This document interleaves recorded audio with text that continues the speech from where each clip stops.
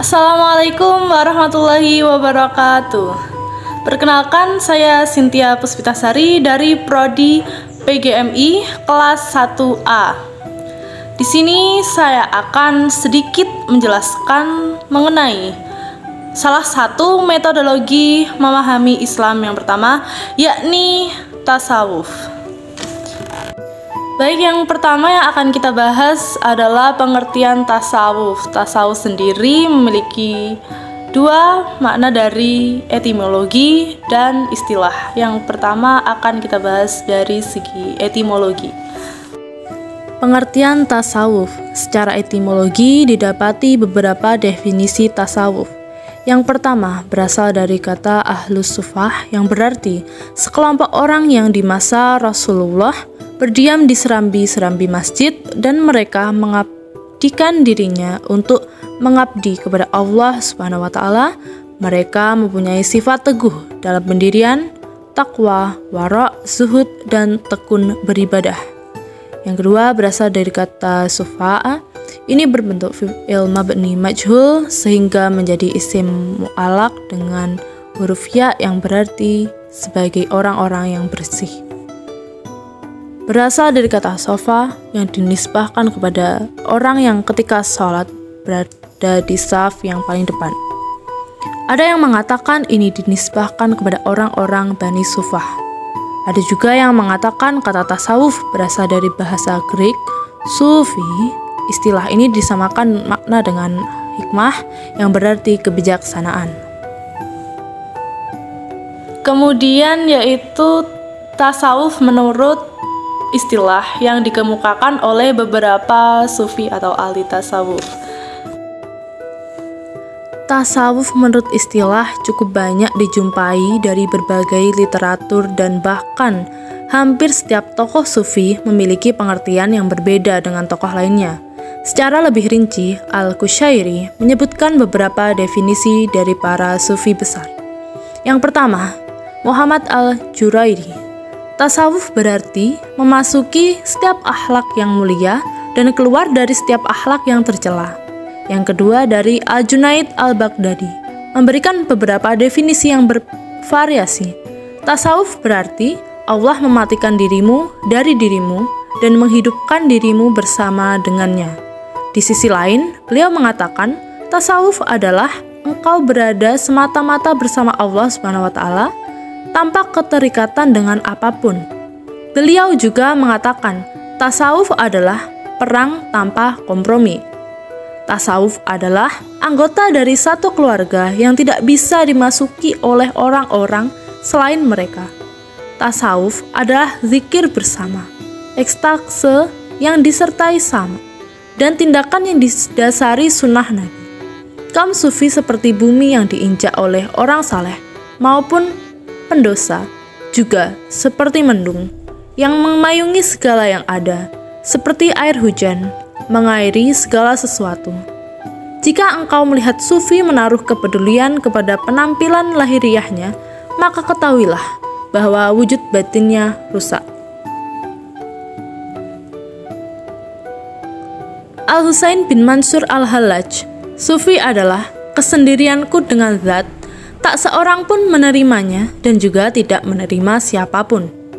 Kemudian Abu Hamzah Al-Baghdadi, tanda sufi yang benar adalah dia menjadi miskin setelah kaya, hina setelah mulia, bersembunyi setelah terkenal.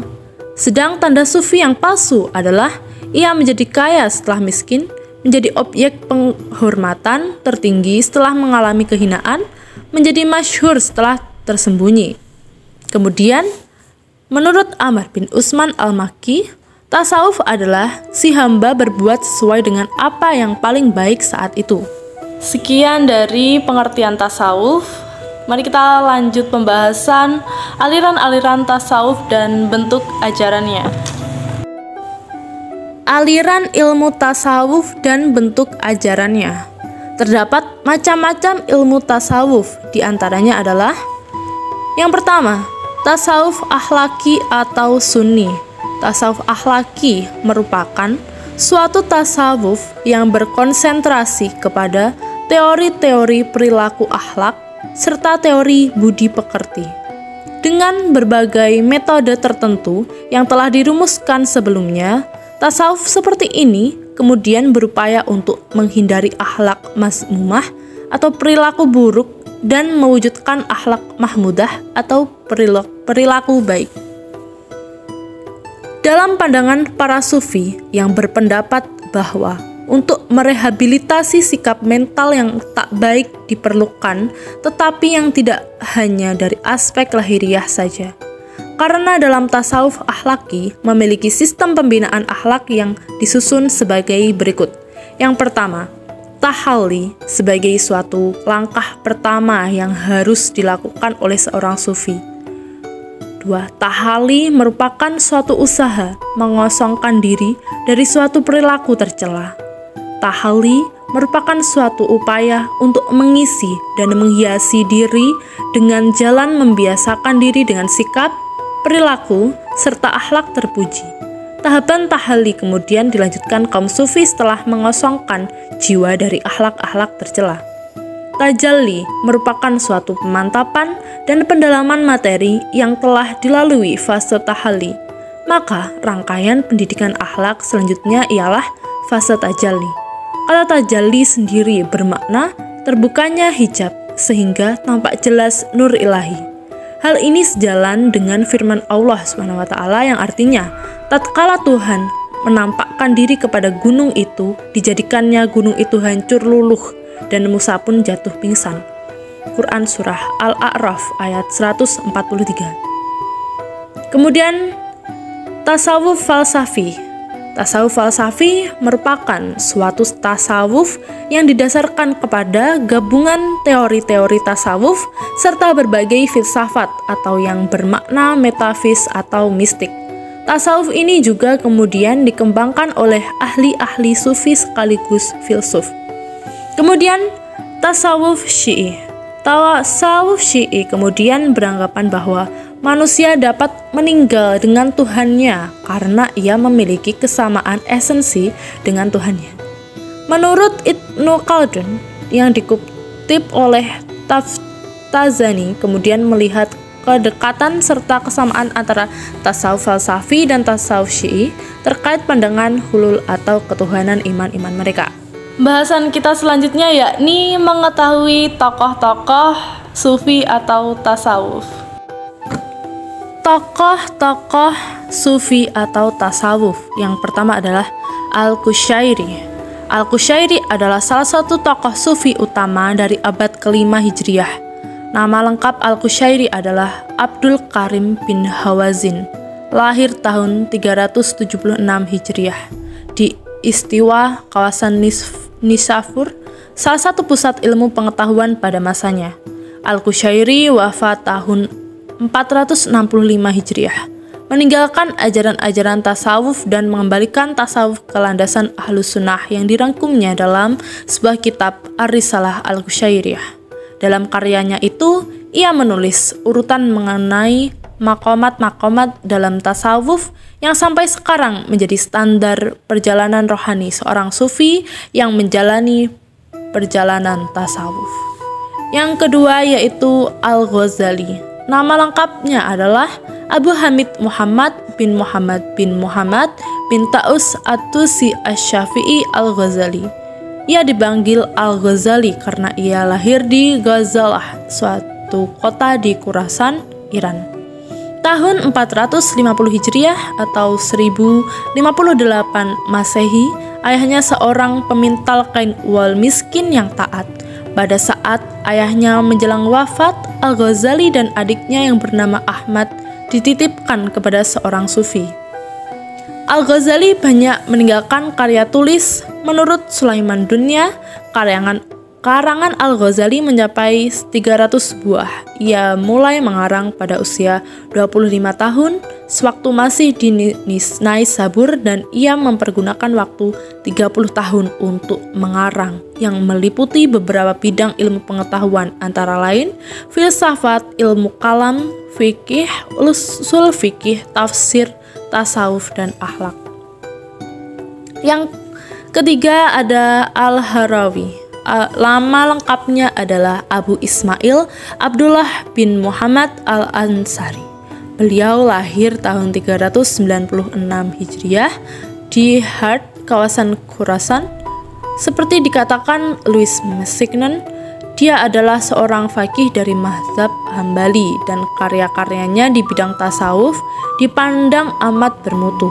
Sebagai tokoh sufi pada abad ke-5 Hijriah, dia mendasarkan tasawufnya di antara doktrin Ahlus As-Sunnah, bahkan ada yang memandangnya sebagai pengasas gerakan pembaruan dalam tasawuf dan penentang para sufi yang terkenal dengan ungkapan-ungkapan yang aneh seperti Al-Bustami dan Al-Hallaj. Kemudian Ibnu Athaillah As-Sakandari.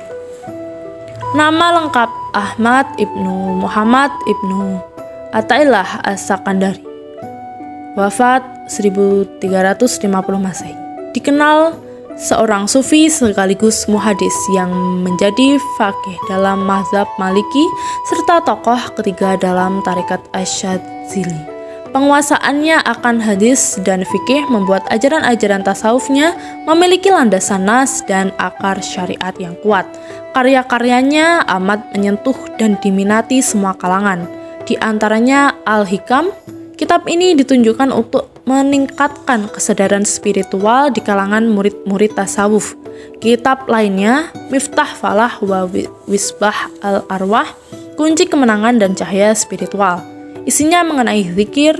Kitab At-Tanwir fi Isqat At-Tadbir, cahaya pencerah dan petunjuk diri sendiri, yang disebut terakhir berisi tentang metode mazhab Syadzili dalam menerapkan nilai sufi. Dan ada lagi kitab tentang guru-guru pertama tarekat Syadziliyah, kitab Lataifi Manaqib Abil Abbas Al-Mursi wa Syakibi Abil Hasan. Kemudian yang kelima ada Al-Muhasibi. Nama lengkapnya Abu Abdullah Haris Ibnu Asad. Lahir di Basrah. Nama Al-Muhasibi mengandung pengertian orang yang telah menuangkan karya mengenai kesadarannya. Pada mulanya ia tokoh Mu'tazilah dan membela ajaran rasionalisme Mu'tazilah. Namun belakangan dia meninggalkan dan beralih kepada dunia sufisme, di mana dia memadukan antara filsafat dan teologi. Sebagai guru, Al-Junaid Al-Muhasibi adalah tokoh intelektual yang merupakan moyang dari Al-Syadzili. Al-Muhasibi menulis sebuah karya, Ri'ayah li Hukuk Allah, sebuah karya mengenai praktek kehidupan spiritual. Karya ini merupakan kitab pegangan bagi murid-murid yang menjalani amalan tarekat Syadziliyah yang sampai sekarang masih terus hidup di kalangan umat Islam. Yang keenam ada Abdul Qadir Al-Jilani. Abdul Qadir Al-Jilani adalah seorang sufi yang sangat terkenal dalam agama Islam. Ia adalah pendiri tarekat Qadiriyah, lahir di desa Jilan, Persia, tetapi meninggal di Baghdad, Irak. Abdul Qadir mulai menggunakan dakwah Islam setelah berusia 50 tahun. Dia mendirikan sebuah tarekat dengan namanya sendiri. Syekh Abdul Qadir disebut sebagai kut poros spiritual pada zamannya, dan bahkan disebut sebagai Gauts al-Azam, pemberi pertolongan terbesar. Sebutan tersebut tidak bisa diragukan karena janjinya untuk memperkenalkan prinsip-prinsip spiritual yang penuh kegaiban. Buku karangannya yang paling populer adalah Futuh al-Ghaib, menyingkap kegaiban. Melalui Abdul Qadir tumbuh gerakan sufi melalui bimbingan guru tarekat, mursyid. Jadi Qadiriyah adalah tarekat yang paling pertama berdiri. Kemudian yang terakhir adalah Al-Hallaj. Nama lengkapnya Husain Ibnu Mansur Al-Hallaj, seorang sufi Persia dilahirkan di Tus yang dituduh musyrik oleh khalifah dan oleh para pakar Abbasiyah di Baghdad. Oleh karenanya dia dihukum mati. Al-Hallaj terkenal karena ucapan eksistensinya Ana al-Haq, artinya akulah yang maha mutlak, akulah yang maha nyata, bisa juga berarti akulah Tuhan. Mengomentari masalah ini, Al-Junaid menjelaskan melalui yang hak engkau terwujud. Ungkapan tersebut mengandung makna sebagai penghapusan antara manusia dengan Tuhan. Menurut Junaid, al-abdu yahqa al-abdu al-rabb yahqa al-rabb, artinya pada ujung perjalanan manusia tetap sebagai manusia dan Tuhan tetap menjadi Tuhan.